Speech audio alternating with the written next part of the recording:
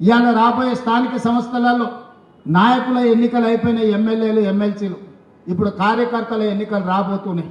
కార్యకర్తల ఎన్నికల్లో ఎవరైతే కష్టపడతారో, కార్యకర్తలను కష్టపడి ఎవరైతే గెలిపించుకుంటారో వాళ్ళు తిరిగి నాయకులుగా రాష్ట్ర స్థాయికి ఎదుగుతారు. అందుకే ఈరోజు పార్టీ నిర్మాణంలో భాగస్వాములు కావాలి. స్థానిక సంస్థల ఎన్నికల్లో పార్టీ కార్యకర్తలను గెలిపించుకోవాలి. అప్పుడే పార్టీ బలోపేతం అవుతుంది. పార్టీ బలోపేతమైతే రెండవసారి కాంగ్రెస్ పార్టీ తిరిగి అధికారంలోకి వస్తుంది. రెండవసారి అధికారంలోకి రావడం మీ చేతుల్లోనే ఉంది. ఇవాళ ఈ వేదిక మీద నుంచి నేను ఒక్క మాట చెప్పదలుచుకున్న మిత్రులందరికీ, 94 నుంచి 2004 వరకు 2 సార్లు తెలుగుదేశం పార్టీ ఆనాడు అధికారంలో ఉన్నది. 2004 నుంచి 2014 వరకు ఆనాడు కాంగ్రెస్ పార్టీ 2 సార్లు అధికారంలో ఉన్నది.